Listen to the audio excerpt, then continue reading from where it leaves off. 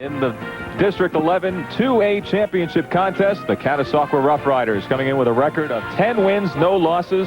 The Colonial League champions taking on Saucon Valley with a record of 10-1, and it's 7-1 in the Colonial League. The runners-up in that division. Dan Mowdy with Mike Zambelli, all set to bring you the action on a warm but wet night here in Catasauqua. Mike, you know the weather's going to have an effect in this game, and as a matter of fact, it has already with the opening coin toss. Well, there's no question. Saucon Valley won the toss and deferred, so they're going to kick off the Catasauqua, and the thinking there is certainly, put your defense out there first and get a feel for this field. I mean, it's absolutely terrible. You can even see the puddles starting to accumulate out at midfield right now, and certainly that is going to have an effect on this football game. And as we speak, it is starting to rain harder again. It's been raining hard off and on.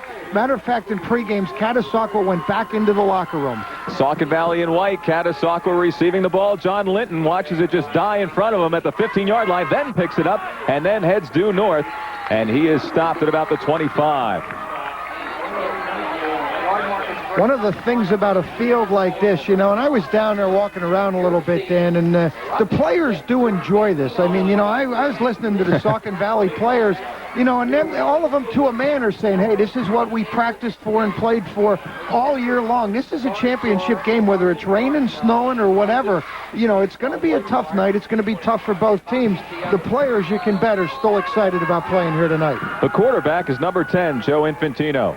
Infantino looks left, hands off to Brad Lauer, the sturdy fullback, picking up a few yards as he makes his way across the line of scrimmage. Other key starters on this Catasauqua offense: number 25, Jason Andrews, the wingback, who will be alternating with number 30, Jason Mutarelli, at that position. Running back John Linton, number 32, who doubles as a linebacker, and we can't say enough about that young man. Only a junior, yet he looks like a college player out there. Well, you're right, but you mentioned Infantino, and he was the guy in the first game, the first meeting between these two clubs, that was the difference. I'll get back to that in a minute. Catasauqua won 28-3. Linton high-stepping it up, and he picks up the first down. He makes his way up past the 35-yard line. They'll move the chains, and Catasauqua is able to move the ball early on the ground. Well, you're going to see a little toss sweep to number 32, and I think we're going to see a lot of this. This might be about as fancy as the offensive gets, and on a field like this, strength usually wins out. Nobody stronger than number 32 carrying the football, Linton. From about their own 36-yard line from the I formation, it's Linton, the deep setback. And it's the pitch out to Linton. He makes his way, tries to cut inside, and is met near the line of scrimmage. May have gained a yard, and a loose ball called by Saucon, but the referees rule it down on the spot. Back to that first meeting between these clubs, Linton and Lauer were held to just 109 yards rushing. The Saucon Valley defense really did a good job on those two people. The difference in the game was Infantino, who was 9 for 11 for 142 yards, including a 67-yard touchdown pass to Neller, and he also ran for one. And Dan, I think really tonight, more emphasis on the quarterbacks, Infantino and O'Shell for Saucon Valley.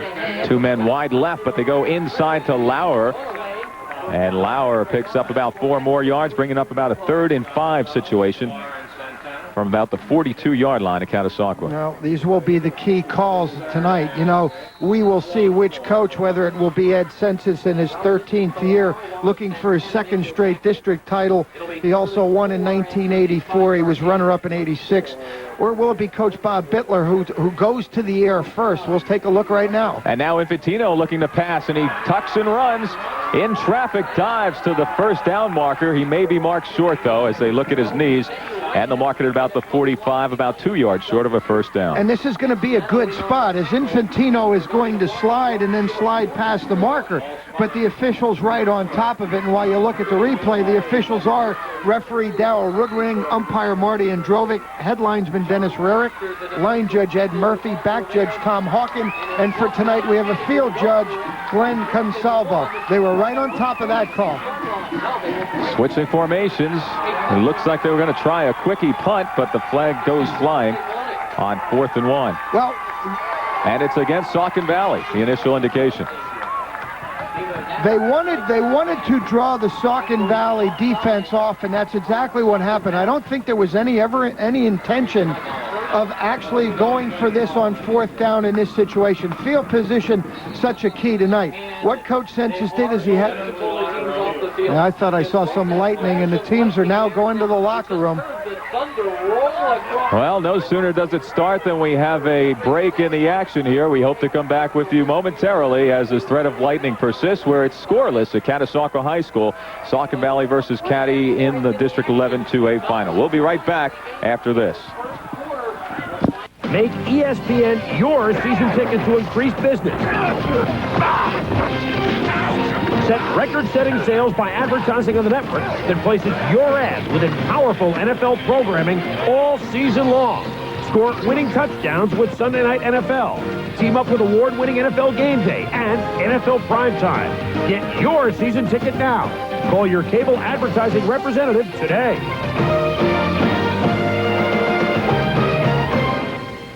Some very unusual, very pleasant things happen when you choose to shop the Vinart dealerships. First, no hassles. Even when we talk price, our best price comes first. Second, if we advertise a price, we're proud to have several at that price. And third, after you buy, it's total satisfaction. At Lehigh Valley Ford, Honda, Hyundai, and Suzuki, our price will be what you want. We're different, and we advertise that we are. No games, no hassles. Shop the Vinart dealerships today and drive away satisfied. Welder Training and Testing Institute is your one-stop welder training shop. We offer training programs to meet your personal or industrial needs. From customized to nationally accredited courses, there are over 140 occupations which use welding. Over 96% of WTTI students are placed in jobs starting at $8 to $14 an hour. Federal and state financial aid programs are available. Start your welding career today. The nation's first national certification test facility located in Allentown. Call 1-800-223-WTTI. Serving northeastern Pennsylvania with award-winning community programming. This is Service Electric Cable TV Super 2.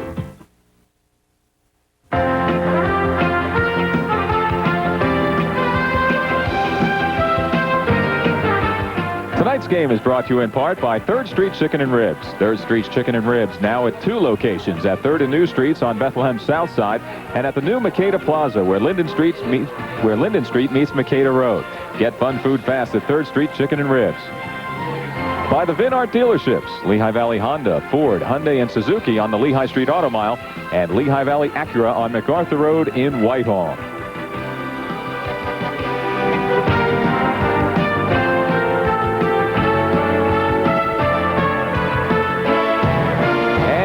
Yakos. Visit one of our Lehigh Valley locations near you today. At the end of tonight's game, we will be picking a Yakos player of the game, and you can use that information to your advantage by tuning into the Super 2 News Tuesday night at 6:30 and calling in when we ask you to with the name of the player of the game. Dan Mowdy with Mike Zambelli, and through the magic of television, Mike, we've managed to condense a 1/2-hour rain delay into just a couple of minutes worth of commercials. Yeah, it works out pretty good if you're sitting at home. It was a little bit of a long delay for us. When we last left you, we had run 6 plays. Catasauqua is moving the football. They picked up 2 first downs, and they have 1st and 10 with the football now in Saucon Valley territory on the 49-yard line. We're ready to re-begin, or restart, I should say, the first quarter. Here comes Linton rolling left, running out of real estate after gaining about 2 yards, and you can see a lot of unintentional late hitting on the sideline. I'll tell you, there's just no stopping these guys on this mud. Well, it's going to be real hard to pull up, like you say, Dan. When you're in pursuit such as this, you see Linton trying to break to the outside.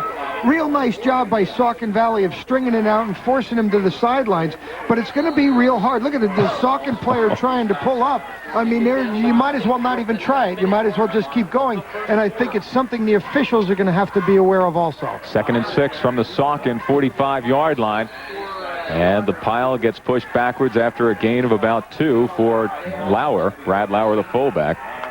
I'd like to give credit for that last great sideline shot to Jim Grell, one of our sturdy cameramen out there today, bearing the brunt of most of this weather.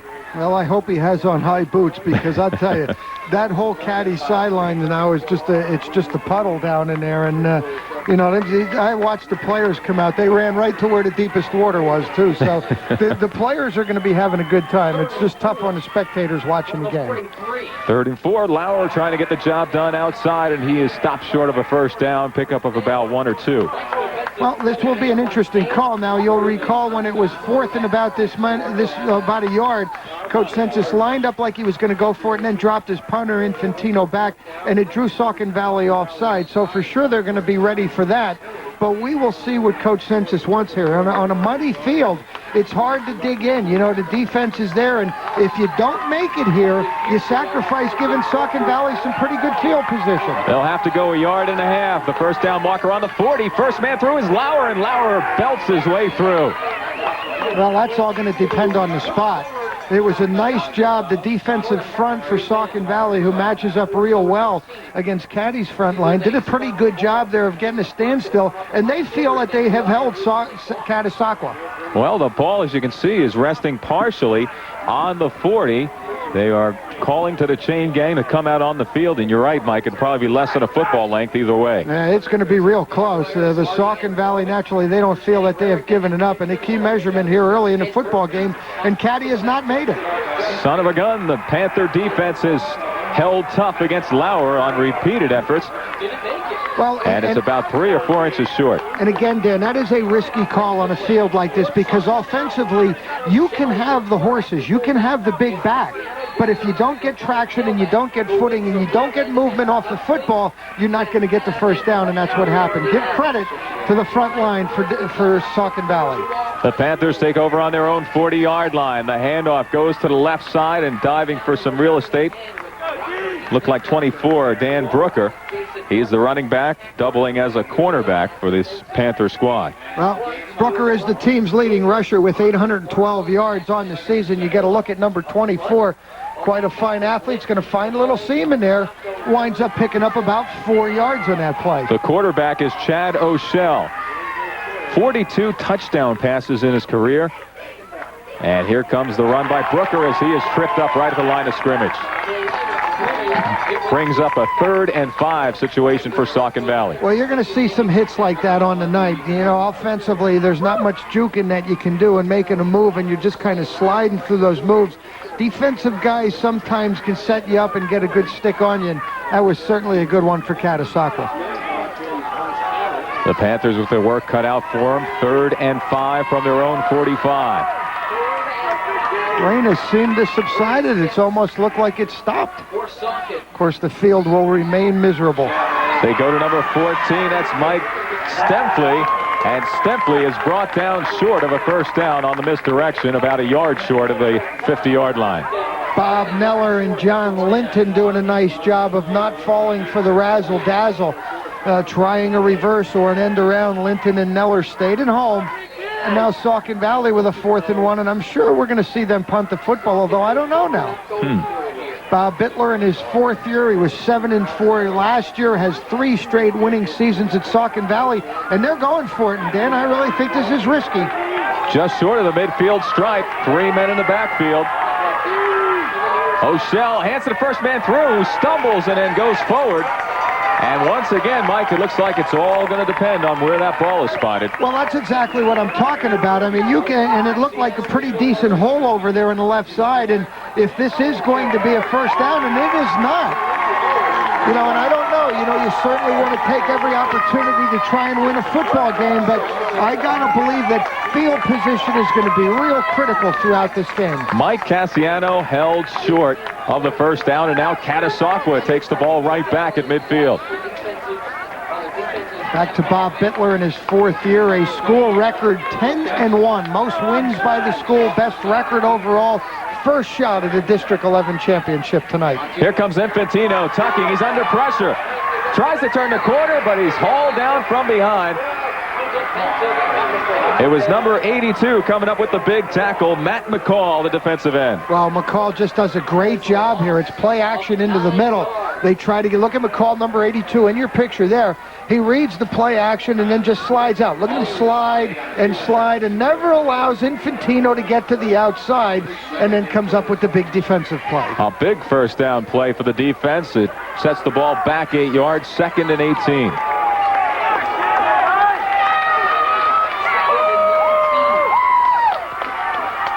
Two-back set. That's Linton in motion. And Patino's going to try the air. Look out. Here comes McCall. He dumps it off, and it falls through the hands of Lauer. Well, and obviously there's not much you have to say. That football gets wet. And not only does it get wet, it gets heavy. It's a leather ball, and I mean, it's just been soaking. No matter how hard the officials try to keep it dry, that is going to be an impossible mission. And you're going to see here, whoop, just going to slip right through there, and that's going to happen a lot tonight. I think, Mike, by the end of the game, we'll be guessing at some of those numbers out there and judging yard markers by the puddles on it. This ball is intercepted. Pulled down and brought out of bounds by number 22, Mike Cassiano, who doubles as a cornerback on defense. And Saucon Valley with some nice field position. Cassiano bringing the ball up to about the 33-yard line. Well, our first big play, you recall we talked about the first meeting where the Catasauqua defense picked off their quarterback 4 times. Now Saucon Valley comes up with the first turnover of the night. Dave Batts making the tackle, perhaps saving a touchdown. Batts, the left tackle and defensive end for this Catasauqua squad. And now Saucon Valley in good position to make the first strike tonight. O'Shell taking some time, getting the calls done, and this play going nowhere. Dan Brooker mauled at the line of scrimmage. And among those in there, John Linton, number 32. Well, defensively, again, on a field like this, you tend to overplay. That's a great job on that left side or right side of the defense of standing people up at the point of attack. No pickup, no gain on the play. Lee Levine initiating the defensive charge. John Linton picking up the slack. And the carry goes for a gain of a couple of inches and no more. 2 men in the Saucon backfield behind O'Shell. O'Shell drops back to pass. He's got some time. Short screen, and it's caught by number 24, Brooker. Brooker making his way to the first down marker and more. He's ruled inbounds as the clock continues to roll at about the 15-yard line. Great execution, and I think the type of passing plays you have to look for tonight. You see Brooker, number 24, showing block on the end, and it's a naked screen out there. That's a heck of a grab by number 24, who's going to scoot down the sidelines. Tack on about 10, 15, about 20-yard pickup on that play for number 24, Brooker. Brooker with some good traction out there. I'm sure the rest of the players want to know his secret. Here comes the pass from O'Shell to the end zone. It's intercepted at the goal line. And now the run back by Bob Neller. Neller picking up a few after the big interception on the doorstep. A big defensive play here by Neller. O'Shell going to drop and turn. Neller playing in that safety position, reads the play, cuts in front, and comes up with the interception. Now our second turnover here in the first quarter. We still have 2:10 to go. Catasauqua, not good field position, however, deep in their own territory, spot the football on about their own 7-yard line. Bob Neller had 2 out of Caddy's 4 interceptions the first time these two teams met earlier this season. Catasauqua winning that contest 28-3, and he's got one tonight with 2:30 left to go here in the first quarter. Still scoreless at Catasauqua High School. And mercifully, the rain has stopped. The puddles, there's no more dancing around from raindrops. Certainly, you can see the puddles as the players walk through them. They're right behind the Saucon Valley defense. That's not going to change, but at least it has stopped raining for the moment. 2nd and 7 for the Rough Riders. Lauer on the run up the middle. Picks up a couple of yards. It'll be 3rd and 5. No time or position to get fancy for the Rough Riders. We will see what Coach Sensis comes up with here on 3rd and 5. But even on the kicking game, that has to be on your mind. You know, the center's got to get the snap there. The punter's got to field it. So everything is a lot riskier on a field like this. The ball is spotted near the 15. Here comes the handoff to Lauer. And Lauer is getting a workout down there. You know, we have seen both schools go for it, or both teams go for it on 4th down, you know, in tough field position right around that 50-yard line. And I got to think that maybe the coaches are thinking about what I'm talking about. You're going to see another good defensive job here. stopping that play. And now I'm sure Catasauqua will make an attempt at punting the football.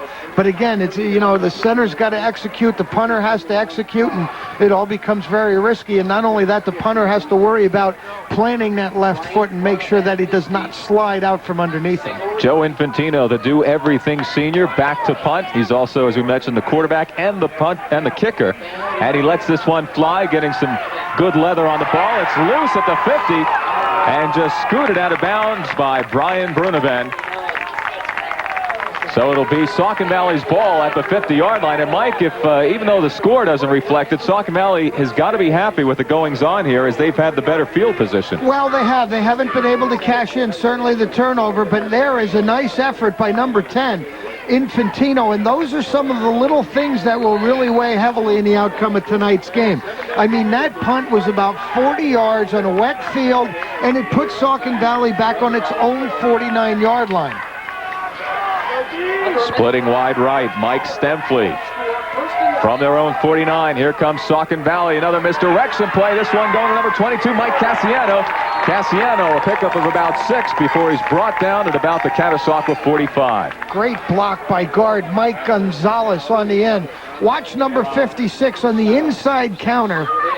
He's going to come into your screen right there. There's the turnout block by Gonzalez, which frees number 22, Cassiano, into a nice 5-yard gain. Mike DeLucia, along with John Linton, there to make the stop. Cassiano punching it into Rough Rider territory. 2nd and 4 from the 45 of Catasauqua. 3-back set. Handoff goes to the up back. And it's a pickup of only 2. Out of that wishbone set, and I do not believe that any teams anymore are actually optioned off of that fullback. I think that's a predetermined call. Mike Cassiano on the carry. We're out of time here in the first quarter. When we return, it'll be Saucon Valley trying to pick up another first down on 3rd and 2. No score here at Catasauqua High School in the District 11 2A final.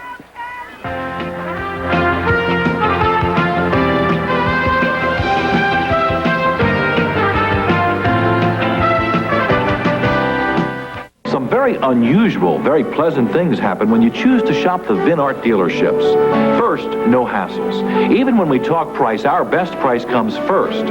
Second, if we advertise a price, we're proud to have several at that price. And third, after you buy, it's total satisfaction. At Lehigh Valley Ford, Honda, Hyundai, and Suzuki, our price will be what you want. We're different, and we advertise that we are. No games, no hassles. Shop the Vin Art dealerships today and drive away satisfied. Let's go get Yakult. You know it's always been the best. Let's go get Yakult for quality that beats the rest. They got cheesesteaks, French fries. The famous Yakult hot dog is known worldwide. Let's go get Yakult. The secret sauce is one of a kind. Yakult's, an Allentown tradition. What are we doing here at ABE Car Care Center? By getting the machine inspected, the sticker runs out tomorrow. You always wait till the last minute. Oh, stop your moaning. Besides, I gotta get the brakes checked. It hasn't been stopping so good lately. Stop. I wish I could get you to stop. Get me to stop what? Stop eating. Don't bug me. I got enough confidence in me for the both of us. You've got enough everything in you for the both of us. Car Care Plus at ABE Car Care Centers. Serving northeastern Pennsylvania with award-winning community programming, this is Service Electric Cable TV Super 2. We're back here at Catasauqua High School. The undefeated Rough Riders trying to defend their home turf against Saucon Valley in the District 11 2A championship final. It's Catasauqua's 4th District 11 final. They were champions in 1984 and 1990. They are ranked number 2 in the Harrisburg Patriot News poll in Class 2A. And Saucon Valley, this is their first ever District 11 final. They have received honorable mention in the Harrisburg Patriot News 2A division. Here we go now, 3rd and 2 for Saucon. From the 43, and the play goes nowhere. A nice effort again by the Catasauqua defense when it counted. Well, and again, you can clearly see fullback really tough time getting those tires dug in there. That was number 22, Cassiano again, and you could just see those wheels spinning. And right in that middle of the field, and that might be where it is absolutely the worst, which is where most of the action takes place. Saucon Valley looking to punt on 4th and 2. The punter, Brad Solderich, back at the 50-yard line, lets it fly high, and it is caught by number 31, Bob Neller. Well, the little things, and a nice effort by number 31, Neller, to come up and field that football on a treacherous field and not allow it to bounce inside that 20. Catasauqua will take over on their own 20-yard line, and you get a look at what is obviously a sparse crowd here tonight. The Catasauqua offense averaging 29.8 points a game, running out of multiple formations. The run is primary, and it certainly will be tonight under these conditions, but they are effective at passing as well. And we've seen Infantino try to go to the air already. Here comes the run up the middle. Brad Lauer again getting the call. And the fullback, 5'8", 170-pound junior, makes his way up for a couple of yards. We have seen some good running tonight. Both teams have shown the ability to move the football. Certainly the two first quarter interceptions, one by Cassiano for Saucon Valley and the other by Neller for Catasauqua. Neller's, I would say, a little bit bigger, as that really looked like it prevented some kind of a score maybe for Saucon Valley. 2nd down, 6 yards from the 24. Infantino pitching to Big John Linton. Linton making his way through. And Linton picks up a few more yards, maybe close to a first down, but short. Well, and believe it or not, the field is actually drying up. You know, you look around now, those, you know, certainly from a distance, you can see that they're not as wet. Linton, that's probably a mud problem here, I would think. You know, when you do get tackled and now you start flopping around and that mud flies anywhere, and a lot of times will get into your eyes, and that's exactly what it is. Linton now with a towel and wiping some of that turf off his face. Look at big number 32, going to be around for another year. Linton, by the way, Catasauqua is the defending champ here, District 11, and Linton, by the way, scored 4 touchdowns last year in the championship game. 17 touchdowns this season so far, Mike. Linton weighing in at 210 pounds on that 6'2" frame, and he'll be back here next year. 3rd and a few, loose ball in the backfield. And the Panthers have collected the ball. Looks like it was number 84 falling on it. 82, Matt McCall, the defensive end who's done it all here. Let's take a look. Problem with the exchange, apparently, and that's got to be a tough ball to hold on to. Yeah, credited to, you know, the wet football. And again, I mentioned the real key here tonight are going to be the quarterbacks for both teams and making sure on handoffs. I mean, you started out in the middle of the summer doing those things, and it's kind of, you got to really go back to basics here. You cannot take anything for granted. Maybe stay there a little longer to get the snap from center. Make sure you get it to those running backs. From the caddy, 25, it's tuck and run for the quarterback, O'Shell. And O'Shell picks up about 4 yards on the run. Nice play action into the middle of the line, which drew the defense in a little bit, allowed O'Shell to get to the outside. Pickup of about 4. You see right there, you see number 25 defensively going inside. That's the result of a good play action. And look at number 32, Linton, close on that play. Talk about his offensive prowess. That man covers a lot of ground from that linebacker position. Believe me, that play goes for 8 or 9 yards if it's not for Linton. The Catasauqua offense averaging 24 points per game, and as you see, they run out of the wishbone. 2-back set behind O'Shell. He hands off inside. The ball is still moving forward in the hands of number 24, Dan Brooker. Brooker gets the first down for Saucon Valley. Well, been waiting to do a Saucon Valley game all year to see Dan Brooker run, number 24. I played with his brother at Deer High School, and he's wearing the same number his brother wore, number 24. And his brother, Frank Brooker, was an outstanding runner for Deer. We made some adjustments, and he really was an outstanding football player, and Dan certainly has those same kind of attributes. The ball is on the 10-yard line. 1st and 10. And rolling left is the quarterback, O'Shell, from the 15. I stand corrected, and O'Shell is brought down at the line of scrimmage. Well, and again, the tackle made by Linton.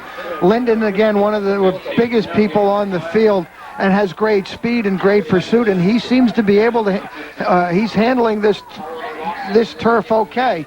Number 32 again with a big defensive play. Actually lost a yard on the play. It'll be 2nd and 11 for the Panthers. Neither team scoring. We're in the second quarter.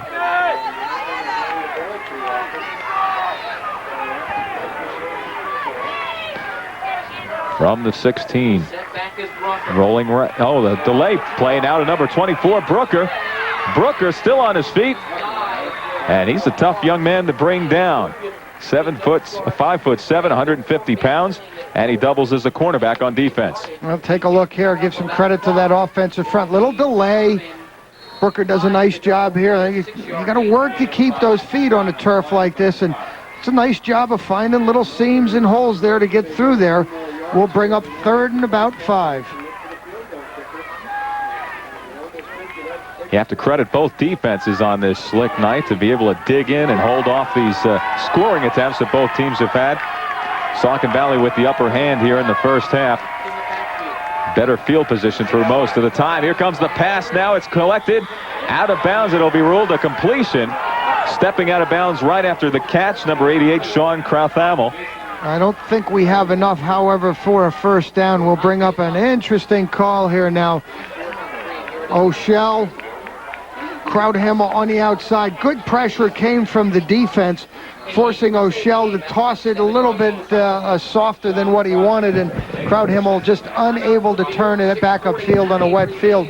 That name does sound familiar. Krauthamel, a 4-year starter that will be coming up, or excuse me, he started when he was a freshman for the basketball team. He's a junior now, and look for him also to do big things for the Panthers on the basketball court. Timeout called on the field. When we return to the action, it'll be 4th and about 8 to the goal line. 4th and 2, 4th and 3 to the first down. Well, and an interesting call for Coach Bittler here as you look at now.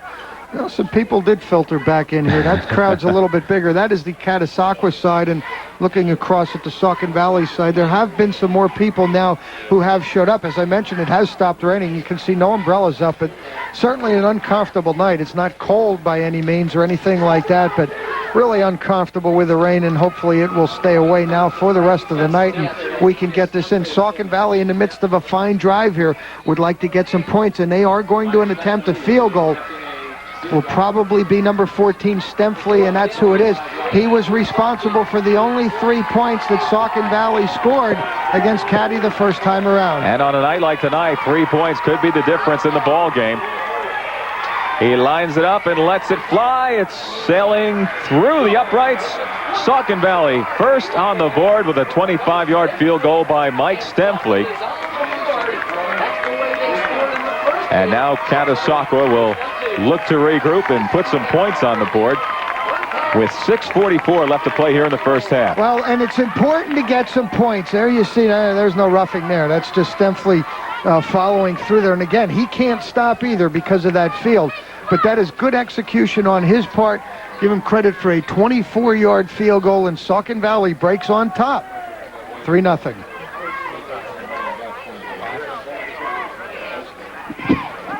Is that what you have left for? 25. So Catasauqua will get the ball back. Down 3-0. Last week, actually neither of these teams played last week. You have to go back to November 9th on a Saturday. Catasauqua defeating East Stroudsburg 24-8. Looked to be a big game for Catasauqua in the state rankings of 2A schools, because East Stroudsburg's a 3A school. You pick up more points by beating up the big guys. But unfortunately, nothing seemed to happen for Catasauqua. Nothing went the Rough Riders' way in the state standings. Well, obviously, there's another 2A school out there, or a couple of them, that are undefeated, that play some more 4A schools than they do, and that is the point system, and it's just a tough break. Here comes the run back now on the short kick. Number 12 gets hammered at about the 40-yard line. That was Joe Stofko, a 5'8", 155-pound senior. Stofko is actually going to get picked off by one of his own guys here, trying to get in here and make a block. You see, designed to go up the middle, he opts to go to the outside, and one of his own players coming in to try and make a block for him, just couldn't get there in time. But Catasauqua, excellent field position, football on their own 43. They've been able to move the football now. They have 2 turnovers, which have hurt them. 1 interception and 1 fumble. First and 10 from their own 43. Infantino gets it. It's locked up in the air. And the loose ball comes down safely for Catasauqua, incomplete. Good pressure defensively on Infantino by the defense. Let's take a look here. Number 82 gets into the act. That's McCall. And also Santana, I believe, number 83. Now number 73 getting a piece of that action is Proctor. That is the real key there, because it's going to take a little longer for receivers to run routes.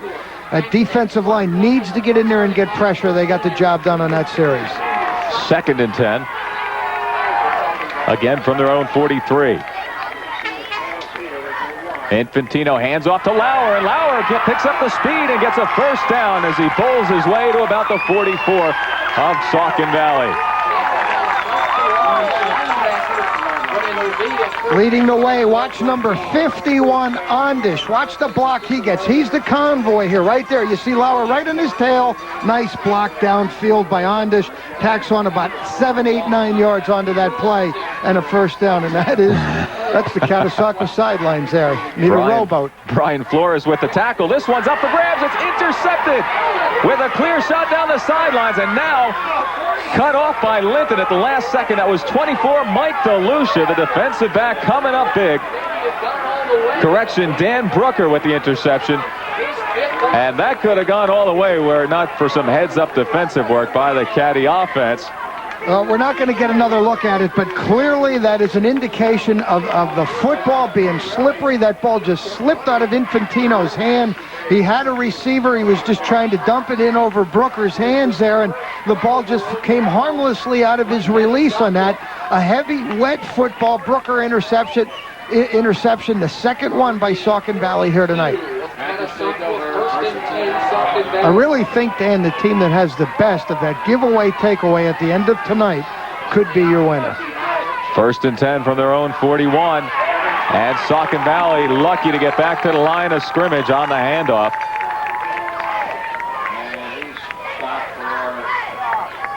That was Cassiano on the carry going, Brooker, correction, on the carry.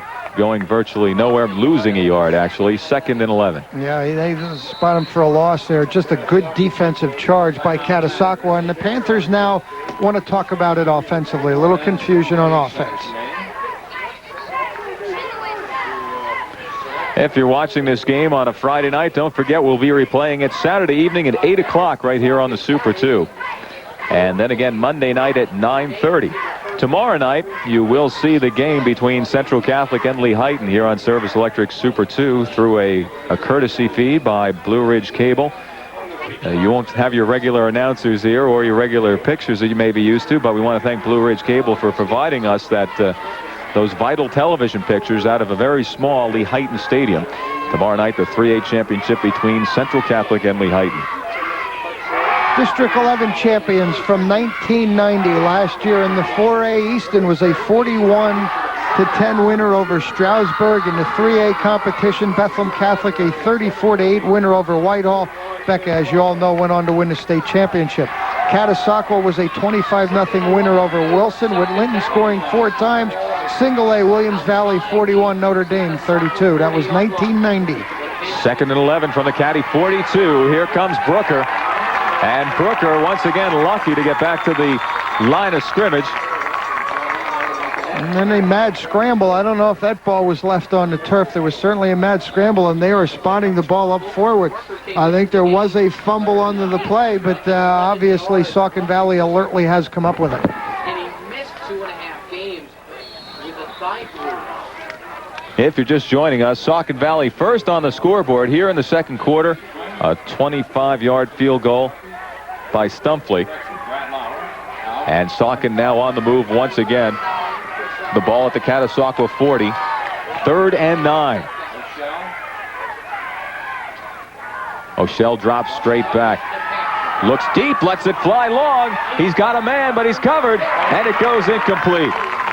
Intended receiver number 22, Mike Cassiano, who is well covered by defensive back Mike DeLucia. Well, the thinking there is you just toss it downfield, and you will see the key here, O'Shell. Look at the time he has to throw it, but a defender does slip and fall. Ball just slightly overthrown and pretty well defensed there by Catasauqua, number 24, Mike DeLucia. So Bob Bittler deciding to go for broke on a 3rd and long situation, and why not? The ball in Catasauqua territory. His Panthers now drop back to punt. Solderich fakes it. He's looking for an open man. Lets it go short. It's complete. 10 yards to go to the first down, and look out. There goes number 26, Corey Wolbach. And Wolbach is brought down at about the 20-yard line. First down, Saucon Valley. What a gutsy play. Well, there's no question Bob Bittler is here to try and win this football game. I mean, this is just a gutsy call. I mean, they throw it underneath the first down.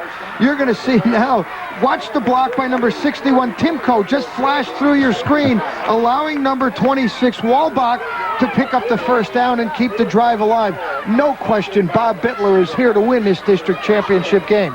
Jason Martineau perhaps saving a touchdown with that tackle. Now Saucon with the ball, and they go inside. Pickup of a couple.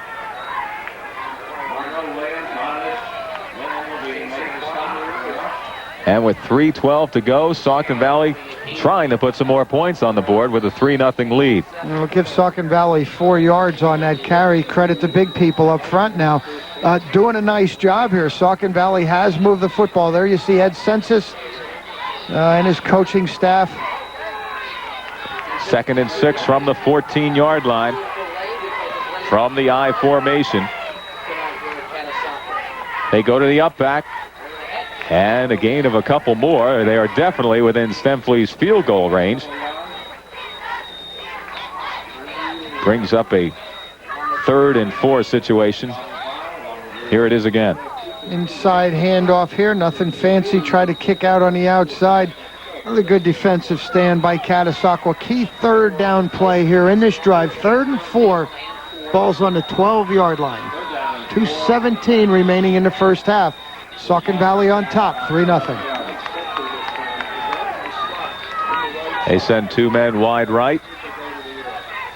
O'Shell, play action, nobody open, has to roll with it, and he's pulled down from behind by big number 36, Dave Batts. That is a big defensive play because that moves them out of field goal range. It's a good job by the defensive end and holding up that tight end. You saw O'Shell was looking to just dump to the tight end, but he wasn't to be found, and allows number 76 defensively, Batts, to come up with a sack. O'Shell losing 10 yards on the play. Make it 4th now and about 12, and I think we'll see Saucon Valley now go for it because they're clearly out of the field goal range, and that's what they're going to do. From the Catasauqua 20-yard line, the I formation. Tight formation. They go razzle-dazzle, flea flicker. They let it fly, and it's incomplete. Brian Bruneben throwing the ball. He's the wingback, and he was looking for, I believe, number 88, Sean Krauthamel. Boy, that is nice discipline by Mike DeLucia, number 24. They go with the flanker reverse, and then they set it up as a pass. And not only is DeLucia in excellent position, but Neller's back there also. Basically a Hail Mary, but you can see all of the people for Catasauqua staying at home. That's discipline defensively. Caddy takes over on its own 20-yard line. They trail 3-0. 1st and 10, Joe Infantino. Hands off to Lauer, and Lauer loses a yard. Loss of about 2 yards, 2nd and 12. Both teams looking to soften up the middle a little bit, Mike, and sometimes paying the price. Well, you're going to have to keep everybody honest. I mean, that's not even a safe play on a night like tonight, but it's, I guess, the less of the risky ones. But you need to keep going, you know, and the field is, you know, still real bad, but certainly not as bad as when we started the game. The field's going to actually get better. Here comes Linton, and look at the big guy roll, and he picks up a few yards on the carry, brings it up 5. I'll tell you, Linton does not seem to be having any problem at all with this field. He's doing a nice job. Look at him. He's not trying to go right or left. I mean, he's just going north and south, and that's what you have to do. He's a big, strong guy with a lot of speed. No need to be dancing. He'll break one before the night's over if he keeps running as hard as he did on that play there and keeps it going north and south. 3rd and 7 for Catasauqua. The ball 4 on their own. seconds. Don't know whether they, yep, they will get it off. From their own 23, Linton trying to find some daylight. And he comes up close to the first down, but the point will be moot as time runs out here in the first half. It's Saucon Valley on the board and in the lead, 3-0 over Catasauqua. We'll be back for the second half right after this.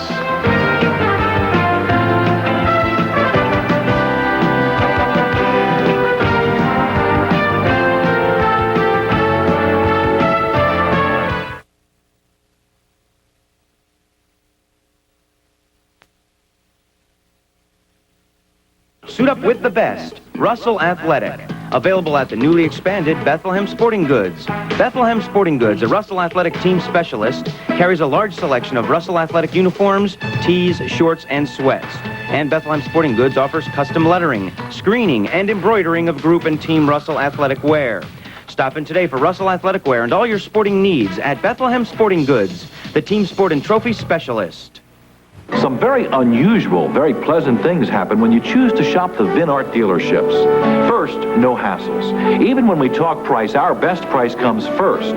Second, if we advertise a price, we're proud to have several at that price. And third, after you buy, it's total satisfaction. At Lehigh Valley Ford, Honda, Hyundai, and Suzuki, our price will be what you want.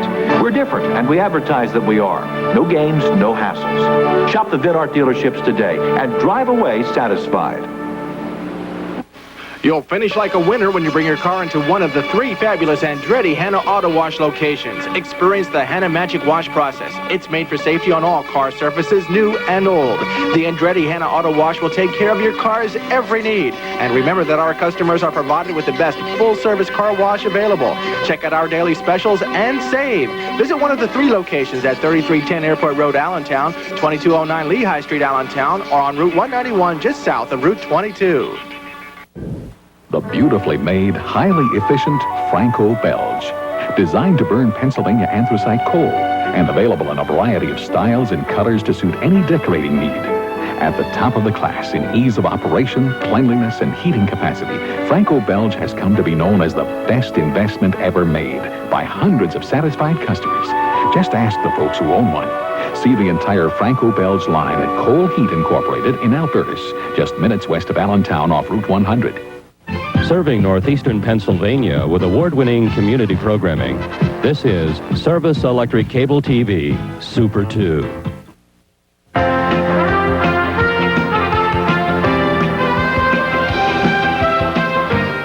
Tonight's game is brought to you in part by 3rd Street's Chicken and Ribs. 3rd Street's Chicken and Ribs, now with 2 locations at 3rd Street and New Street on Bethlehem's South Side, and at the new Makeda Plaza where Linden Street meets Makeda Road. Get fun food fast at 3rd Street's Chicken and Ribs. By the Vinart dealerships, Lehigh Valley Honda, Ford, Hyundai, and Suzuki on the Lehigh Street Auto Mile, and Lehigh Valley Acura on MacArthur Road in Whitehall.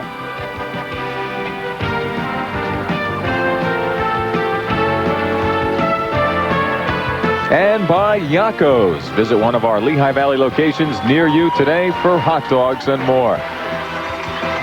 Dan Mowdy with Mike Zambelli, and it's still wet but a little bit drier here at Catasauqua High School, where it's Saucon Valley taking the first half lead by virtue of a 25-yard field goal. The Panthers leading the Rough Riders 3-0. Well, it was absolutely a miserable night at the start of the first half as you pan away now from the ABE airport, but it's actually a great night now. They've removed the windows here in the press box, which is going to blow all our papers around, but it really is. I mean, there's a full moon out there now, and it's really a nice night. The field, however, will remain, as bad as it was or slick as it was in that first half. The puddles have all just about disappeared, but it's going to be a very slick surface.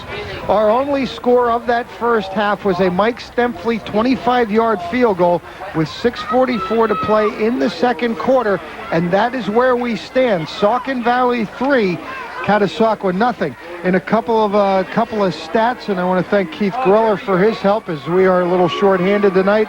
Bill Bickle and Dale Bort's not able to make it tonight, so we're a little short-handed on that end. But some stats for Saucon Valley. O'Shell, 2 of 4 passing for 20 yards. Brooker, 7 carries, 18 yards. Cassiano, 6 carries, 15 yards. Total offense for Saucon Valley, 75 yards.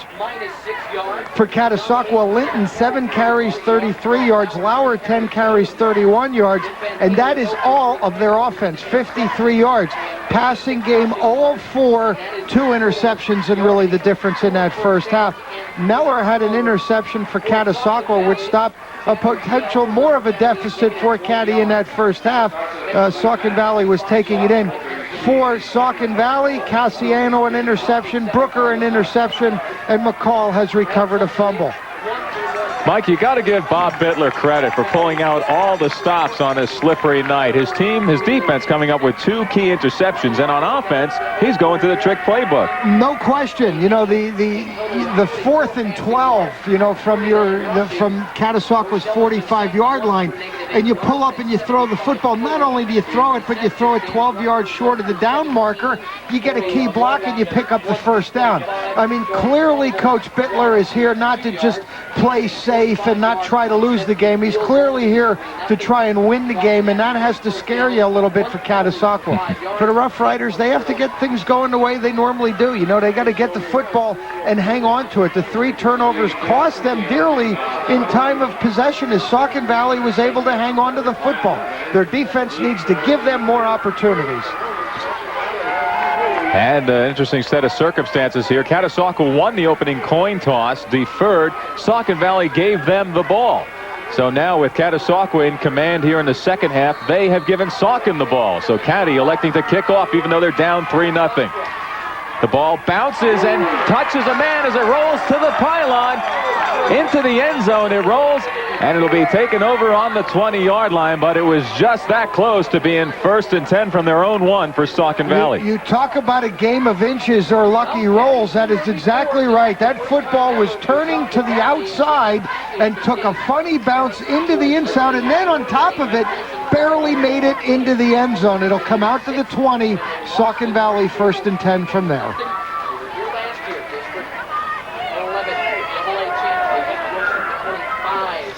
Then the Panthers huddle up once again. Looking down the list of wins, the only loss, of course, coming to Catasauqua, that 28-3 loss. First 6 games, Saucon Valley outscored their opponents 183-46. And then they met Catasauqua.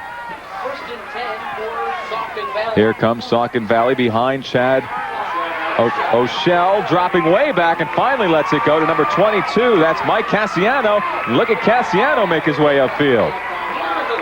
Pickup of about 7 yards for Cassiano on the pass. Play that was run successfully in the first half. Just a little dump to the right side or a little screen here. You'll see Cassiano shows the block a little bit, lets the guy slide by there, and he's going to pick up a nice block right there. And able to get into the secondary. Pickup of about 9 yards will bring it at 2nd and 1. Looked like Brad Lauer coming back to make the hit as the linebacker. 2nd and 1 for the Panthers. Let's see what's up Bob Bittler's sleeve, although he's rather deep in his own territory. They pitch it out to number 24, and that's Brooker. Brooker easily picking up the first down and about 8 yards more than that. Brooker bringing it up to near the 40-yard line, and that's about where they'll mark it. Well, and there's some linemen down back away from your screen right now giving each other high fives. And certainly Brooker with his speed able to get to the outside gets it done there, but he gets a nice block on that outside and able to turn the corner and move the ball upfield, and more importantly, move those chains. And I think, Dan, that's one of the things Saucon Valley did so well in that first half. You know, they didn't score a lot of points, but they did move the football. They moved the chains, and they kept the football away from Linton, Lauer, and Infantino. The first time these two teams met, Bob Bittler, the Saucon head coach, was a little frustrated with the poor field position, but currently it's in his favor. This ball going incomplete. The intended receiver, number 88, that's the split end, Sean Krauthamel. Well, one of the things, you know, when you go back to that last game and poor field position, one of the things there was the amount of turnovers, the 4 interceptions plus a fumble recovery. And sooner or later, you know, you're going to do that, and it's going to cost you field position, and it can stay that way for the whole half. On the reverse side, it's a little bit different here tonight. You know, with the 3 interceptions, or the 3 turnovers in Saucon Valley's favor to 1 against Catasauqua. Split wide right, Stemfley and Krauthamel, and they go inside, and a cut down kind of tackle made on number 24, Brooker.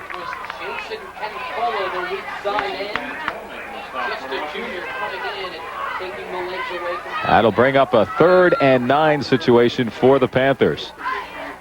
Cantola, number 80, from the defensive end position, makes a heck of a play on that. Just a little draw to the left side. Cantola staying at home and came up to make the play.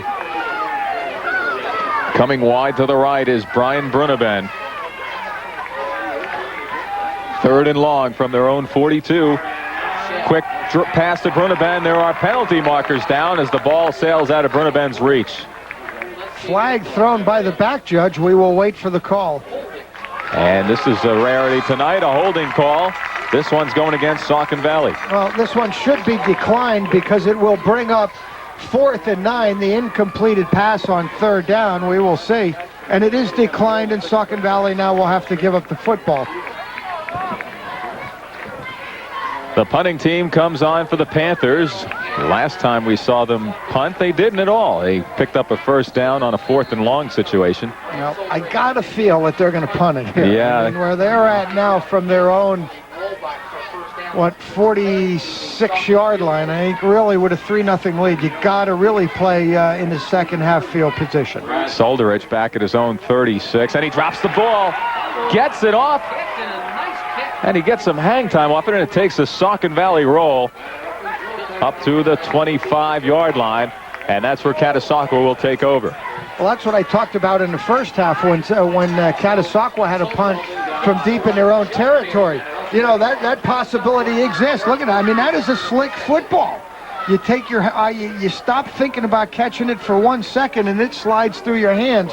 A nice job of getting the football off by number 6, Solderich. The Rough Riders have been held scoreless so far in this game. 9:42 to go here in the 3rd quarter. The pitch out to Linton, and Linton gets wrapped and pulled down after picking up about 3 yards on the carry. Well, certainly with an undefeated record on the year, Catasauqua was not shut out all year long. As a matter of fact, their lowest point total of the year occurred 2 times, once against Wilson, once against Penn Argyl, where they scored 20 points on those nights, but certainly it was enough for them to win. In on the tackle, among others, the halfback Brian Brunevend. He's a 5'8", 142-pound junior. 2nd and 8 situation for the Rough Riders. And the ball's loose. Infantino manages to find it down low amongst the ankles and falls on it. No gain on the play. Cannot stress how you have to concentrate on getting the snap from center, making sure you get it into your back's arms, and then let them take care of it from there. It's a real difficult situation, but it's something that you have to, I mean, those are things a lot of times you just take for granted that you move through. With as slick as that ball is, you got to make sure you have a handle on it. Last time these two teams met, quarterback Joe Infantino had his best game yet. 9 out of 11 passes were completed. Now he drops back, and screens went out to Linton, who avoids the first tackler and then slips down behind the line of scrimmage. We have penalty markers down on the tackle. Well, this is just great pursuit defensively by Saucon Valley. Penalty's going to be a clip against Linton is Catasauqua. down. Linton is down. He was able to break 1 or 2 tackles and now seems to be in some pain across the way. Let's take a look, see if we can see what happens here. He's trying to cut back. There's the would-be tackler. He forces the miss there. Ooh, the left leg getting the brunt of the tackle, and you can see Linton pulling up in pain. Yeah, it might maybe even be that ankle. It looked like the defender kind of fell on top of it, but hopefully that will not be too serious. And they are working down on that left ankle area. That's where it is. The defender fell right on there, and you see that's where they're working. John Linton, 6'2", 210 pounds, as Mike mentioned before, only a junior. Playing both ways on this Rough Rider squad as the running back and linebacker. 17 touchdowns to his credit so far this season. And Catasauqua was deep, but you can never afford to miss out on a guy of that kind of potential. Oh, no question. You know, I mean, it might be one of the, not might be, is one of the premier running backs in the Lehigh Valley as you look at the replay again. You know, and the one thing when you go over his size and his weight, you know, don't be fooled. He has sprinter speed. I mean, he's a threat to go, you know, from 99 yards away, and certainly somebody that, you know, I'm sure the Catasauqua following is collectively holding their breath. He looks to be okay. I think he's going to be fine and back into the game. And he gets up under his own power and even jogs off the field. Ed Sensis can breathe a sigh of relief from the Catasauqua sideline. 4th and long for the Rough Riders from their own 36. And Infantino swings the leg in preparation of a punt. Gets it away right down the center of the field, and it's collected by number 10, Bruneben. Bruneben under pressure immediately as he heads for the sidelines and picks up 5 yards. We have a late flag now towards the middle of the field. Well, whoever this is called against, certainly uncalled for because it's some 15 yards away from the action. Another good job by Infantino. Gets good distance on the punt. Good job of handling it. And now you'll see Bruneben, number 10, just going to the sidelines. And that flag, there's the clip right there. There you see it. Right in front, you see the Catasauqua player, number 12, Stofko. We got a good shot of that. Clearly a clip. And that will cost Saucon Valley some field position. So Bruneben almost end up in the 3rd row of seats over there by the chain link fence. Paul Speck providing the good pressure on the kick defense team for Catasauqua. Well, and again, you know, in defense of the players down there, you know, once you start zeroing in on somebody and somebody changes direction on you, you know, there's no pulling back. There's no planting your feet and cutting. I mean, you plant your feet and try to cut, you're going to slide for 2 yards. That's how wet that field is.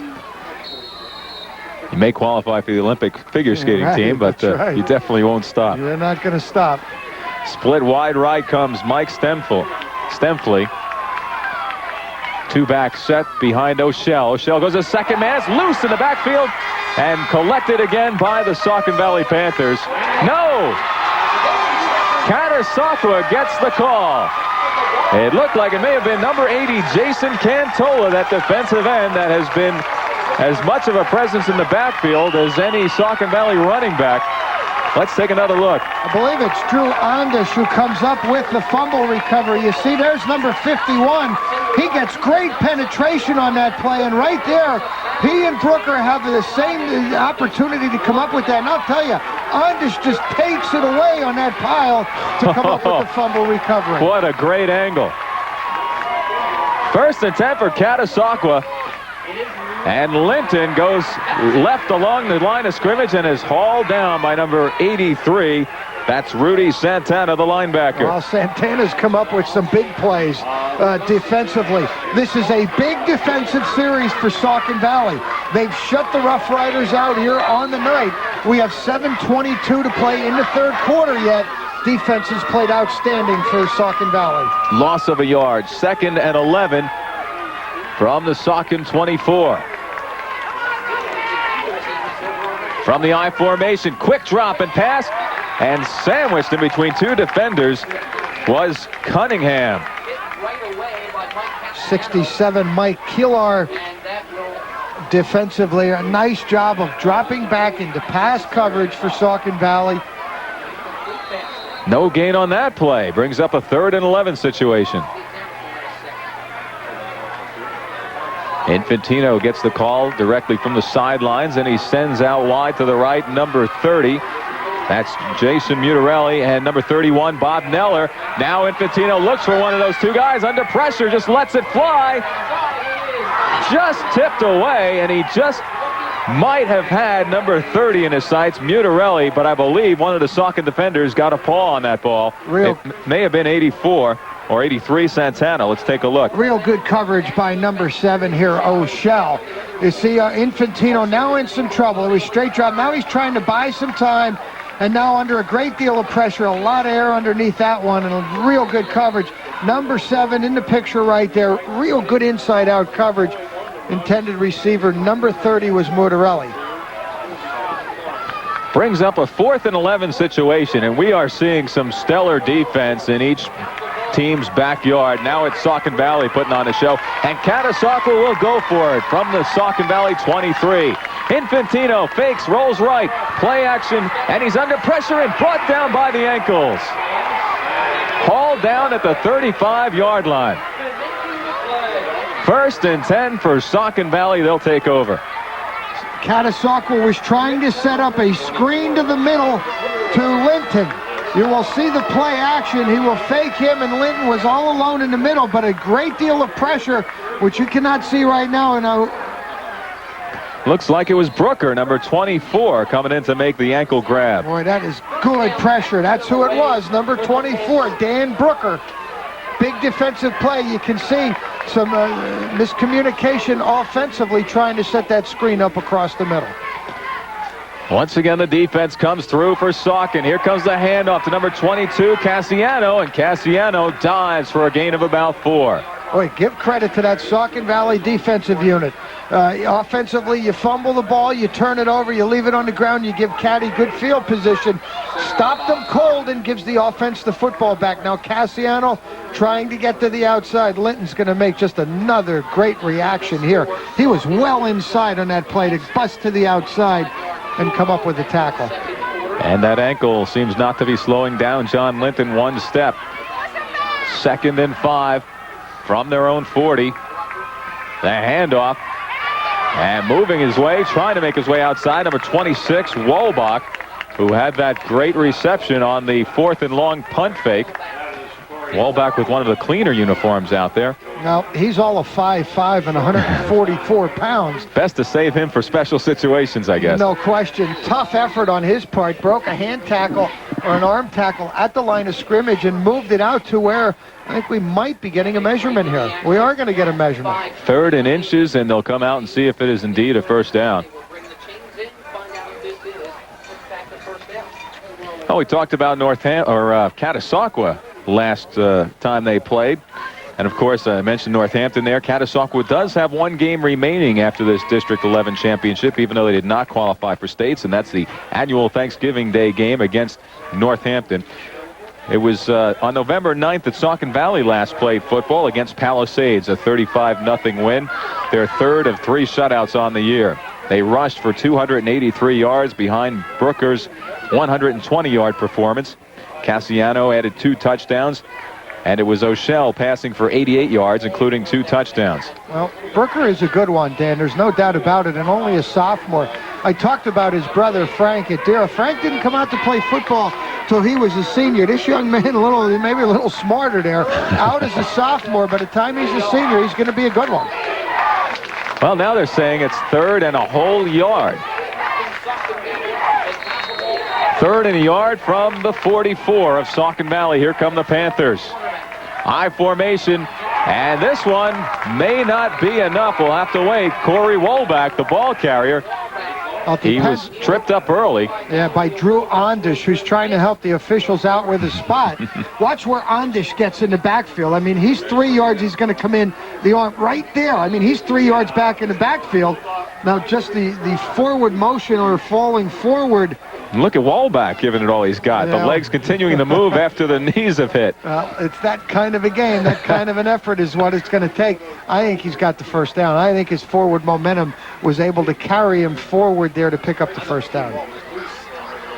Now, Pickle's not here tonight to say he doesn't have it, so here we go, and it is the Saucon Valley first down. And a big one at that, Mike, as the Panthers continue to play ball control against some of the best of them in the Catasauqua Rough Riders. 5:07 to go here in the 3rd quarter. And that has really been the big key to success here tonight. I mean, again, only 3 points on the board, but they have moved the ball enough just to keep Catasauqua slowed down, and the defense has forced Catasauqua to go 3 and out. Saucon Valley in their own end of the field yet. From their own 45-yard line, 1st and 10 for O'Shell. And he goes up the middle, and this play again is hammered down at the line of scrimmage. In on the play, Drew Ondish making the wrap on Dan Brooker. Well, Ondish is becoming a one-man wrecking crew for the Rough Riders. I think he's starting to realize he's a junior, 6 foot, 2 1/4, and he realizes what's going on here. You know, they got to start getting the ball back to their offense and give them more opportunities. 4:23 to play. Saucon Valley still on top, 3-0. 2nd and 10.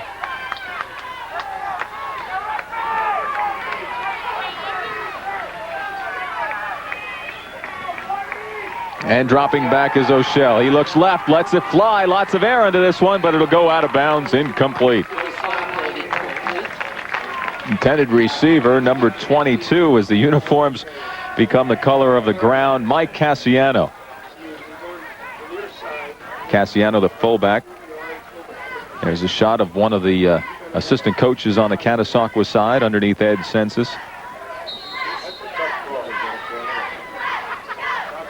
Good defense on that play as you look now across the way. Will be 3rd and 10 for Saucon Valley.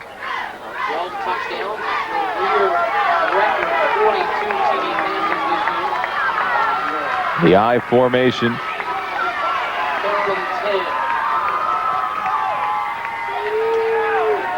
O'Shell taking some time at the line of scrimmage, and apparently it's too much time as the penalty markers go down.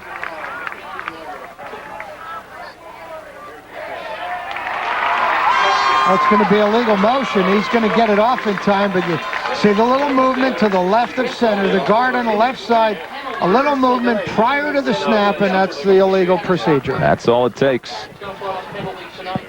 O'Shell, by the way, a starter for Saucon Valley since he's been a freshman, now holds the school record for most touchdowns in a career with 42.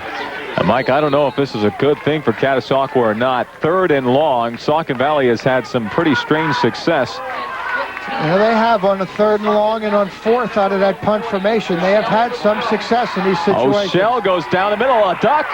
It's intercepted. Number 12 on the catch, Joe Stopko.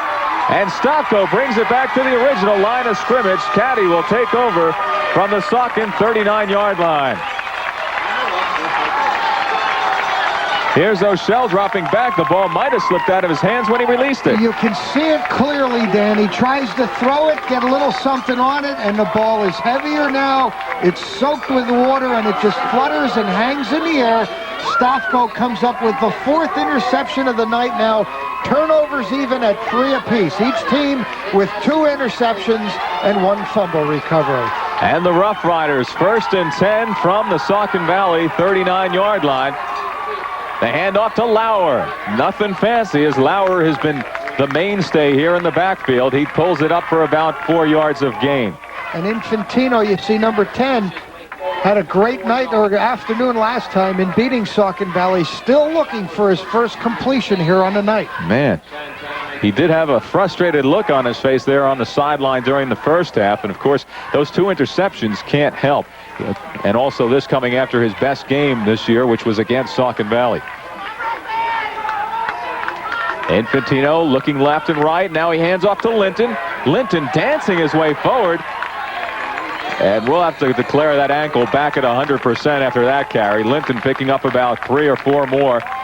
It'll be about 3rd and 2. I don't think you have to worry about number 32 getting back into the game. I mean, you're going to have to carry him off the field for him to not get in there and get another carry under his belt. 3rd and let's call it 1 here, a critical play. Certainly the Rough Riders in a 4-down zone. You'd have to think they're going to go for it on 4th down. 2:22 to play, 3rd quarter. From the Saucon Valley 30-yard line. They send 2 men split wide to the left. Panthers holding a 3-0 lead. Muttarelli and Neller out left. And the Saucon Valley defense comes up with a big stop here. It'll be short of a 1st down for Lauer. Lauer on the carry on the right side. Saucon Valley players slow and getting up. Watch the left side of the line. That's where it's going to be. You can see they get the penetration. Look at people getting a yard or 2 into your backfield is not a good sign. That is another good charge. You're going to have to excuse us. We're having a tough time reading some of those numbers in there. As you are at home. Yeah, that is a good job by that left side of the line. No gain on the play. 4th and 1.5, let's call it. from the I formation. Linton, the deep man, and he pitched out to Linton. He's going left. He may have to cut the corner, and he cannot do it.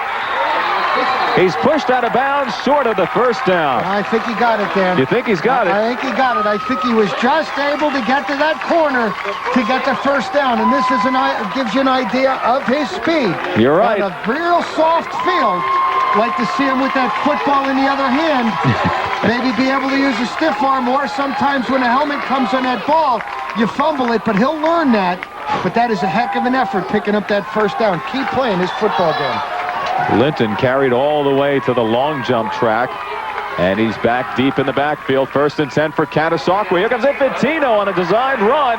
Look at him dance to the outside. We have a marker down as Infantino dives for the first down marker. Yeah, he will have it if this one is not drawn back. It's going to come back for a clip on the outside. Infantino does not know it yet. We're going to get a look. We'll see when the flag comes out, and then you can make your own call. Nice double, triple team on the end, allowing Infantino to get to the outside. Now, right there is your clip. There's where the flag's going to come out. You see it come in, and it appeared to be a good call by the officials. Joe Infantino, probably one of the most multifunctional, versatile quarterbacks, or athletes, we should say, we have seen this football season.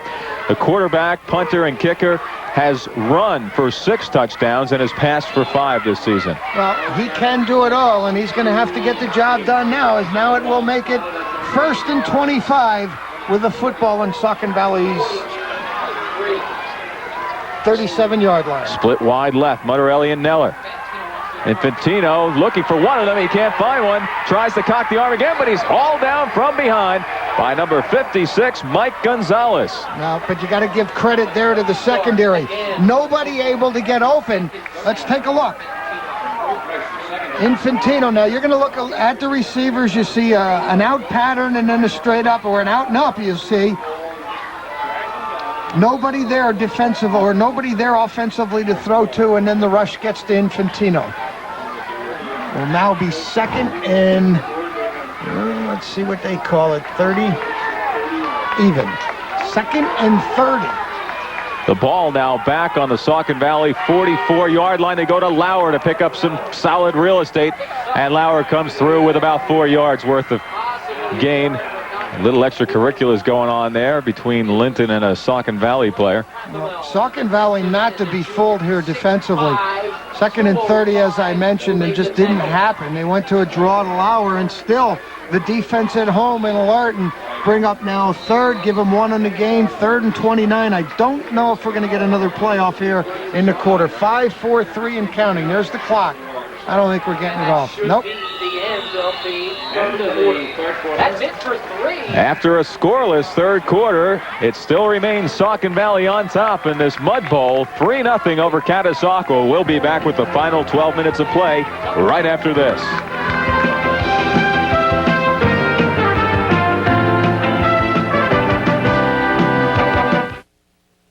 The game's the same. Our people make the difference. Allentown Rose Bowl, where the better people bowl. We are the Valley's most advanced full-service bowling fun center with color AS90 automatic scoring system. Check this out. Monday to Thursday, 3 to 6. 1 hour time bowling, $6. Up to 5 people per lane. Fridays, noon to 6. Or rent a lane at Allentown Rose Bowl. Friday night, 11:30 to 2:30. Up to 5 people for $15. Sundays, 9 a.m. to noon, and then 9 p.m. to midnight. Rent 4 times, and the 5th one's on us at Allentown Rose Bowl. Welder Training and Testing Institute is your one-stop welder training shop. We offer training programs to meet your personal or industrial needs. From customized to nationally accredited courses, there are over 140 occupations which use welding. Over 96% of WTTI students are placed in jobs starting at $8 to $14 an hour. Federal and state financial aid programs are available. Start your welding career today. The nation's first national certification test facility located in Allentown. Call 1-800-223-WTTI. What are you doing here at ABE Car Care Center? Well, I'm going to get a new muffler and a state inspection. Boy, these guys do good work, and they don't charge nearly as much as some of these other guys do. Well, it's about time you realize that. You're such a winner, Fitz, and besides that, you're cheap. What do you mean, cheap? Well, I heard you got short arms and deep pockets. Well, the way that you fill out those pants, you can't even get your hands in your pockets. Car Care Plus at ABE Car Care Centers.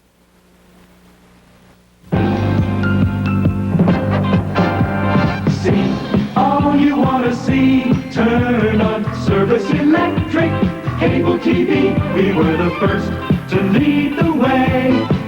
The pioneering spirit is still with us today. Channel after channel, we bring you more of what you want to see is on Service Electric Cable TV.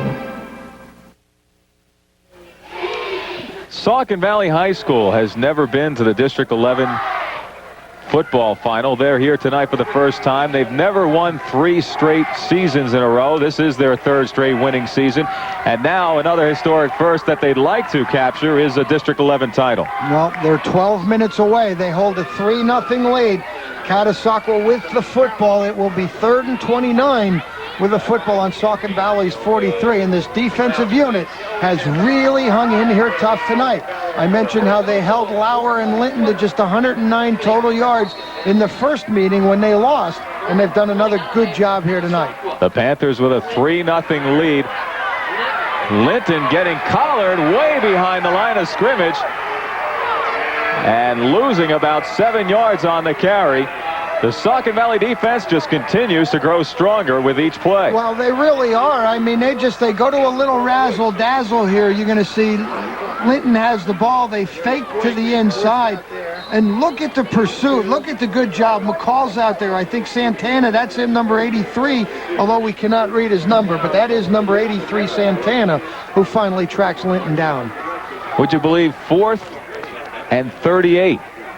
And this all started, you got to remember, when Infantino went around right end and had a first down picked up inside the Saucon Valley 15-yard line, and then the clip brought it back, and from that point there, the Saucon Valley defense just took over that line of scrimmage. Now we know the cause of that frustrated look on Infantino's face earlier in the game. The punt by Infantino rolls out of bounds at about the 28-yard line, and that's where Saucon Valley will take over. They dodged the bullet again after Catasauqua was somewhat self-destructed with pretty decent field position. Well, Saucon Valley with an opportunity now to really put this thing away. A long time consuming drive, which you tack points on in the end, has got to be the difference. You got to take the heart out of Caddy, and you better believe that those 11 people right there, led by O'Shell, know that. The Panthers, as Mike mentioned, have controlled the clock and the ball through most of the game. Kind of a flip side of what happened the first time these two teams met. Well, wouldn't it be ironic? Saucon Valley only scored 3 the first time they met, but they lost 28-3. But 3 points right now is going a long way for them because they lead 3-0. And the 3 points derived by a Stemfley 25-yard field goal back in the second quarter. Final 12 minutes of play here at Catasauqua High School.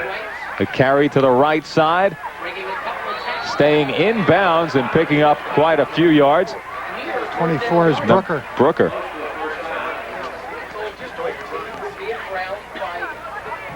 They'll mark it about 2 yards short of a first down.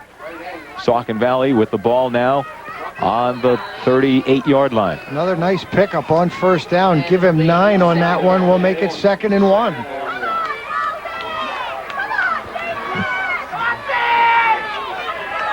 Three-back set behind O'Shell. O'Shell hands off to the first man through. And with some running room is number 22, Mike Cassiano. First down. Trap inside, and a nice job by that offensive line. Really opening up some nice holes. Well-designed, good ball handling. Watch it. They counter inside. You see the trap block. One missed tackle inside. Cassiano, able to dance out of it and break it for the necessary yardage and tack some on for another first down. Saucon Valley's closest contest came 3 weeks ago against Bangor, a game they won 17-12. And this one could definitely beat that. Here comes the long pass by O'Shell. He lofts it up there dangerously, and it's brought down incomplete, although you'll have some dispute from Bob Neller about that. It was a wrestling match from the time the ball touched anybody's fingertips. Let's take another look. They're going to call it incomplete, and you can hear the displeasure by the Catasauqua faithful. We're going to be right on the play. Let's take a look at it. 2 players go out. I thought the football just rested on the player's hand.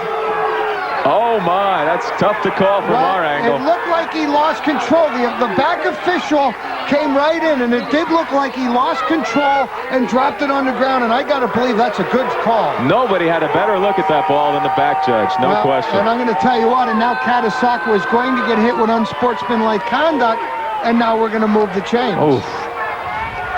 Another big break for Saucon Valley.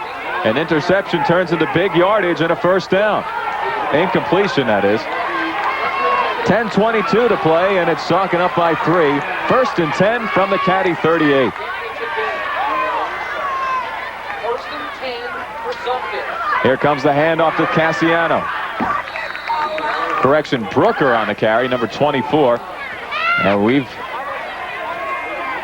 got a gain of about 2 yards on the play. Saucon Valley offense doing what it needs to do. Control the football. The longer they hang on now. Catasauqua undefeated 10-0. Saucon Valley 10-1. Their lone loss to the Rough Riders. The longer Saucon Valley keeps that football out of Catasauqua's hands, the more frustration is going to set in. From the I formation, they go to the second man through, and that's Brooker. Brooker spinning and getting walloped.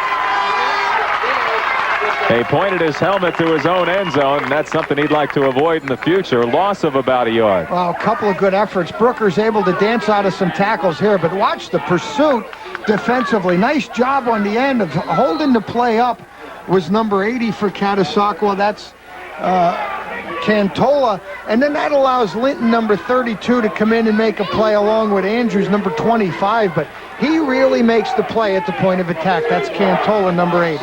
Well, it was actually a gain of a yard. Call it 3rd and 7 from the 36-yard line. Second man through gets the ball, and that's Brooker. Brooker heading north for a first down. We may need a measurement on this.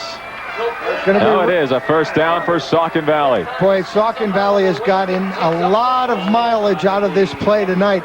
It's a counter. It's an inside counter. They pull a guard or a tackle and kick out on the end, and Brooker has really executed it real well. Makes a nice break off the block to turn it upfield. Saucon Valley moves the chains again. You know, Mike, it's really deceiving from our high angle out there. It looks like Catasauqua hasn't even fallen down yet with those uniforms, brown as the natural color. Saucon Valley looks like they've been dragged through the mud, and yet they lead 3-0. That's right. The Panthers from the Caddy 27. They've been executing ball control beautifully here tonight. This one they'll run into the line and pick up maybe a yard. Well, 8:21 now and counting. And that's what I talked about. Saucon Valley took over with this football on about their own 22-yard line.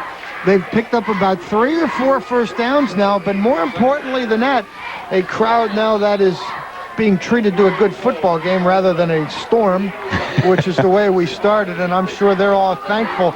The ones who braved through that and actually are seeing a football game. If you take you back to the first quarter, play was interrupted for about a half hour when lightning struck here, and it didn't look like we were going to play, but here we are. Didn't. Here comes the end around play by number 14, Mike Stempley. Stempley stays up, and he brings it up close to the 20-yard line.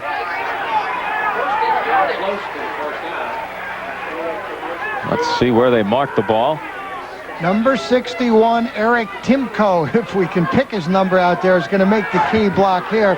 You see Stempley, who has the only 3 points on the board. There's the block by number 61 right in there somewhere, one of those guys. And Stempley, who has the field goal, which is the difference of this game right now, legging it out, and we're going to have a measurement for the first down. That was Bob Neller making the tackle. And the chains coming all the way across the field to our near sideline. It's a first down for Saucon Valley as they continue to get these first downs by a matter of inches, seemingly each and every time. Well, and an opportunity, as I talked about at the beginning of this drive, to really put this thing away. We are now 7:38 remaining, and 6 or 7 more points here means the Roughies would need 2 more scores, and they've been shut out to this point. First and 10 now from the Catasauqua 17. They were here once before. And this play goes nowhere as the Catasauqua defense can sniff the end zone and knows that it has to get moving. Well, no doubt that Catasauqua defensively needs to come up with the big play. Number 76, Batts, is going to make that play. Senior, 225 and 6'3", sheds the blocker and gets into the backfield. A loss of 2 yards on the play. That was Brooker with nowhere to go. It brings up a 2nd and 13 situation. And you see Saucon Valley just taking all kind of time in that huddle. They're working the clock. You want to try and take on each and every play as much time as you can. Bruneban splits wide to the right on the 20-yard line. They hand off on the delay. This is Brooker. And Brooker makes it a 3rd and 11 situation. Well, now watch. Now Saucon Valley will just mosey around. We're 6:37 and counting now. Certainly it's 3rd and 11. Another first down could just about put it away. You're looking across the way. Here's Bittler pushing 2 new guys into the fray. Number 14 is Mike Stemfley.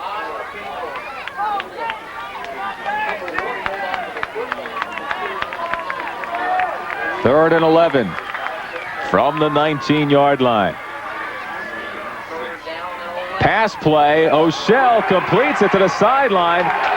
And this play may have made it back to the original line of scrimmage. Looks like it'll be 4th and about 11. Yeah, but most importantly, that play ran the ball out of bounds and stopped the clock with 6:01. That's going to leave some time on that clock. We're going to get now a timeout from Saucon Valley as it's going to be 4th and 11. I believe that was Brooker on the reception. Let's take a look. Yeah, hard to distinguish right now. Just a flare pattern out to the outside. You see O'Shell looking downfield and then just dumps it off to an open Brooker there. I mean, if you can read that number, you're better than I am. That is number 24. You get to learn their running style a little bit, and that was Brooker on the reception, but well short of the first down. Jason Andrews, you had a good shot of how a man in a secondary covers a play like that as he stayed at home, although he was tempted to go down the middle of the field, and he ends up making the tackle for no gain. Recap some past District 11 champions. District 11 started championship football in 1984. Class A won by Penn Argyl, Class 2A by Catasauqua, Class 3A by Liberty. 85, it was Marion Catholic, East Stroudsburg, Bethlehem Catholic. In 86, Penn Argyl, North Schuylkill, and Whitehall, the 3A winner. In 87, Panther Valley, Bangor, and Lehighton. In 88, they went to 4 classifications. Panther Valley, Bethlehem Catholic, Nazareth, and Pocono Mountain prevailed. 89, Marion Catholic, Bethlehem Catholic, Nazareth, and Whitehall, and I gave you 90 in that first half. Key 4th down here. Going to the air is O'Shell. Pumps once, loses the handle, and has to eat it. And somehow, some way, the Catasauqua defense has shooed Saucon Valley from a scoring opportunity. Well, you know, and most importantly, that drop cost Saucon Valley some 10 yards of field position, and even if he completes the pass and doesn't get the first down, I mean, you're talking 10, 15 yards on a tough track, and that is important. Catasauqua takes over on its own 31-yard line. 5:48 left to play. Here comes Linton. Linton collared for a gain of 2 yards. They have really done a good job on Linton. Somebody mirroring him defensively has been in his face all night long. Had 33 yards in the first half on 7 carries, but does not have near that here in the second half. The clock continues to roll against Catasauqua's favor. They trail 3-0 with 5:15 to play in the game. 2nd and 8. The pitch out to Big John. And John gets hammered in midair by number 83. That's Rudy Santana, the linebacker, 6'2", 182 pounds. And how many times have you seen him around number 32? I mean, those two guys have met each other a lot, and I got to believe that's the guy doing the mirror there defensively.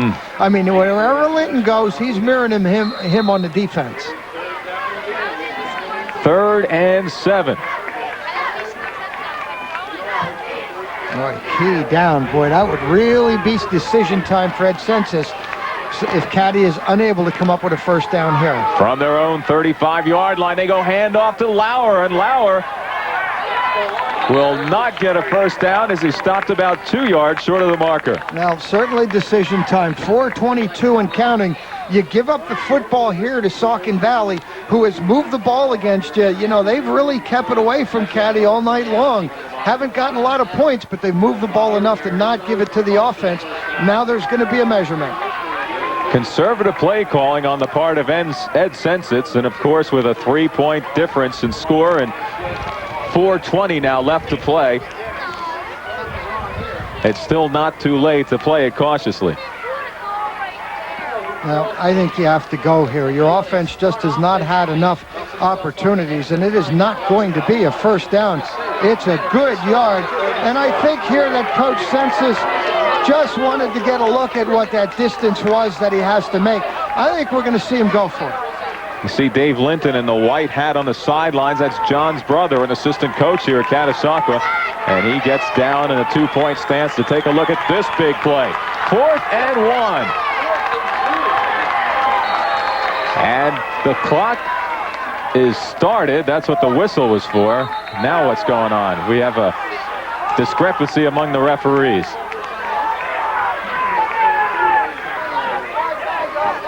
The back judge apparently just starting the clock up. And they will try once again. That certainly can't help Catasauqua's effort any. Saucon has got a long time now to see the formation. Here's the handoff to Linton, and Linton makes his way up and is still on his feet. He gets free. There's nobody to stop him. John Linton at the 10, the 5, touchdown Catasauqua.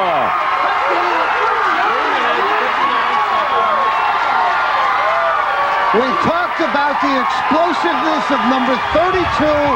You could just feel that he's a step of doing that all the time. Saucon Valley comes up and plays it tight. They get everybody up there, and once Linton is able to break out of an arm tackle, he's gone. Boy, you can only bottle him so long. They did such a great job against Linton tonight. That's going to double. That carry right there will double his production on the night. But that gives you an idea of the explosiveness and what a weapon he is. Touchdown number 18 on the season for John Linton. Joe Infantino lines up the extra point attempt.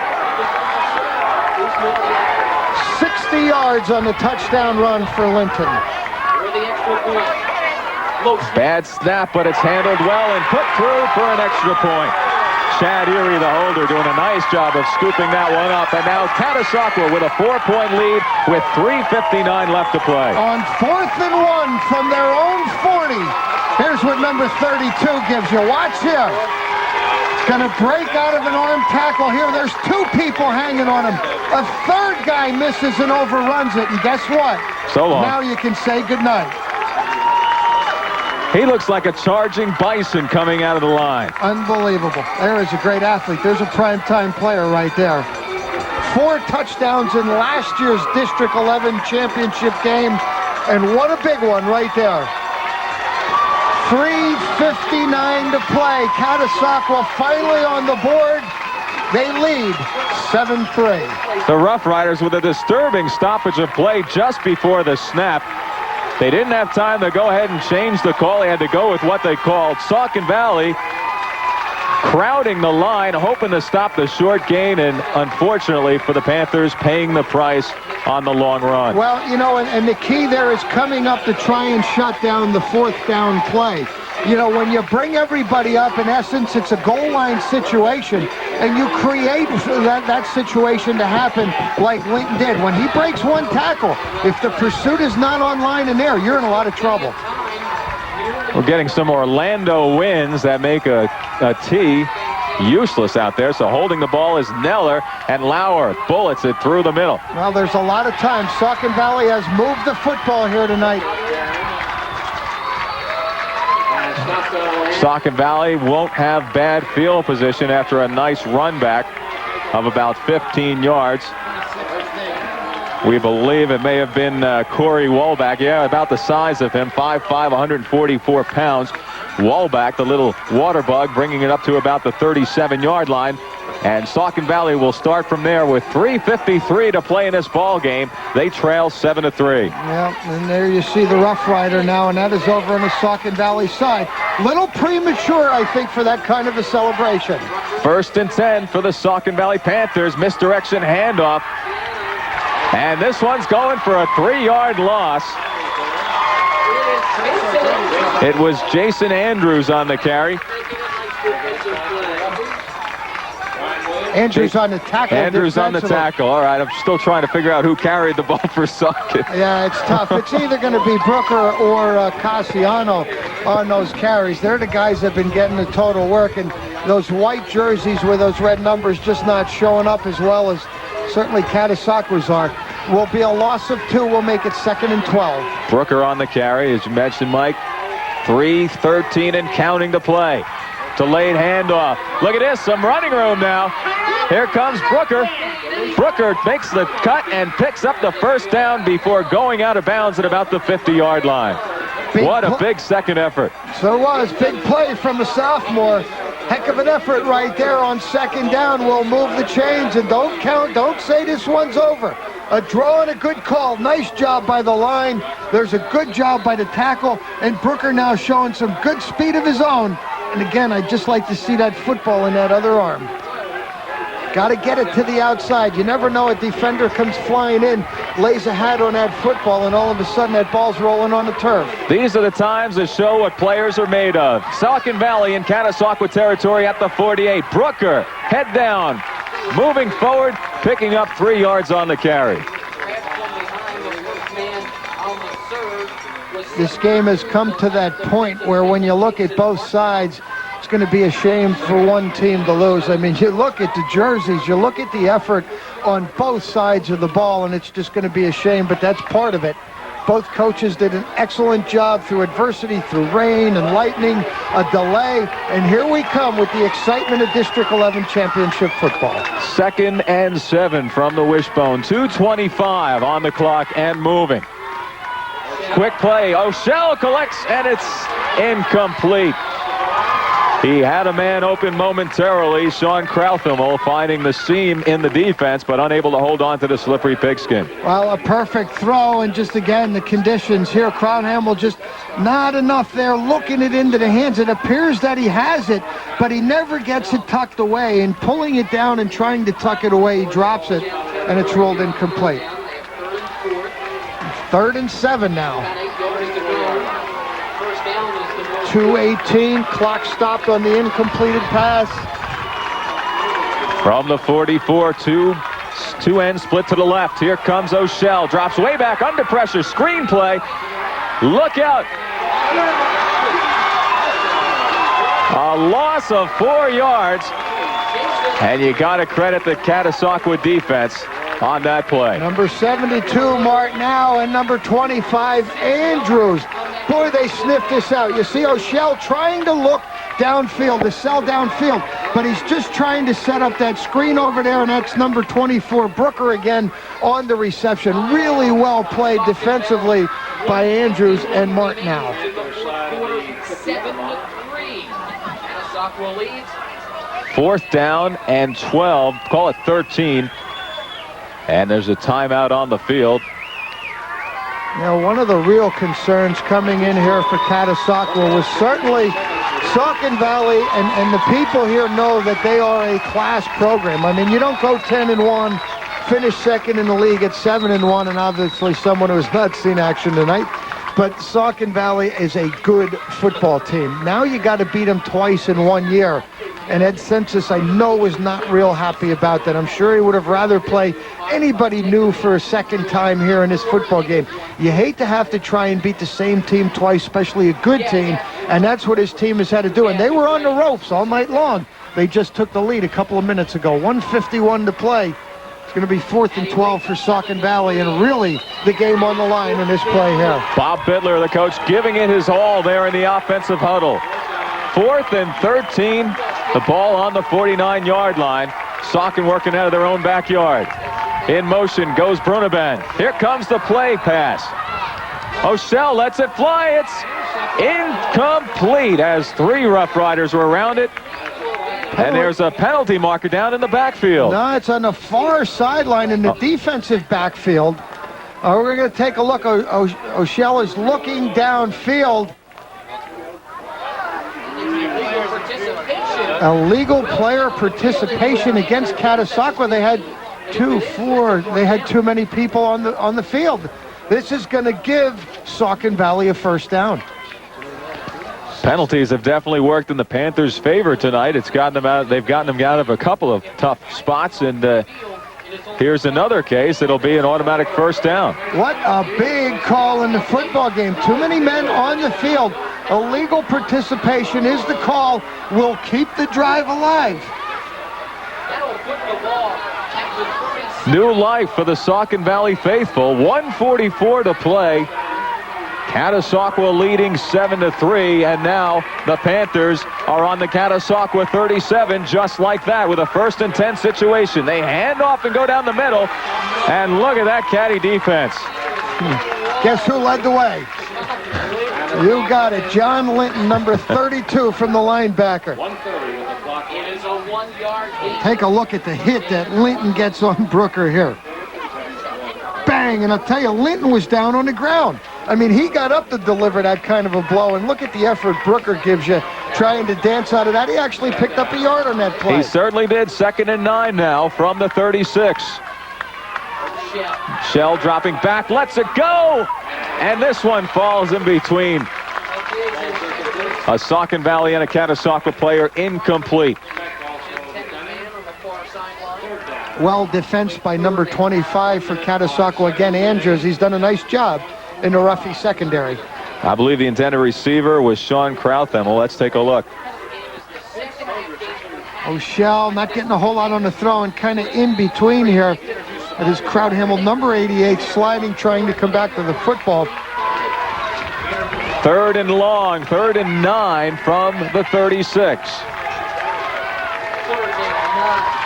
O'Shell drops straight back. He has time. He looks. He goes long to the sideline. It's caught out of bounds.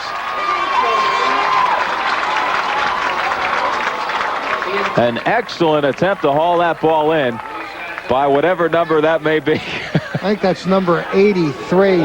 83 would make it Rudy Santana, the tight end. A guy that's played real big offensively, now trying to get, or defensively trying to get it done on offense.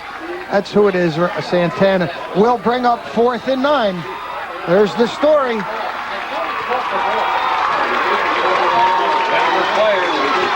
This could mean the ball game. 4th and 9 from the 36. 57 seconds to play. O'Shell with time. Goes to the right sideline. It's up for grabs. And it's incomplete. Catasauqua will take over the ball.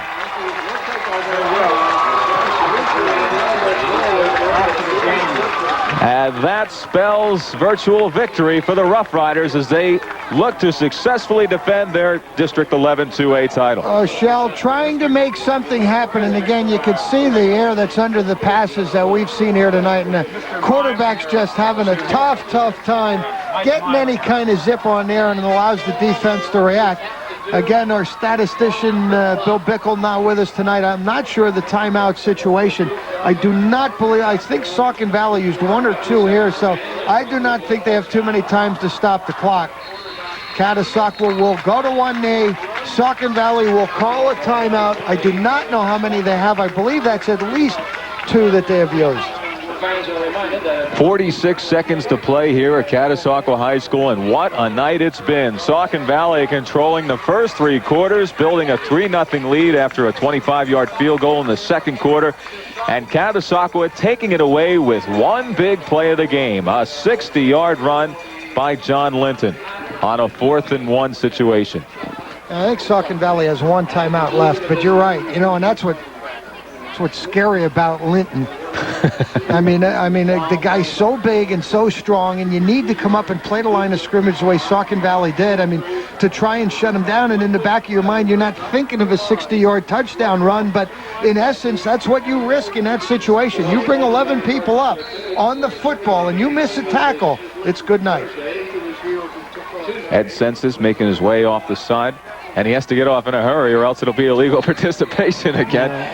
I don't think he wants any part of that action. Number one without a uniform, and number two as muddy as it is. 16 seconds, no timeouts left, 34 seconds rather. I think we can take a look at the difference in this football game. I think we got it coming up for you again. John Linton, look at everybody bunched up on the line of scrimmage. Your line does a nice job turning people in and out. Now here comes the big bull. Puts the shoulder, gives you a shoulder there, dances out of 1-2 tackles, and now the big bull turns into a sprinter and outraces everybody into the end zone. And that is the difference, and that's going to be the football game. 9-8 and counting.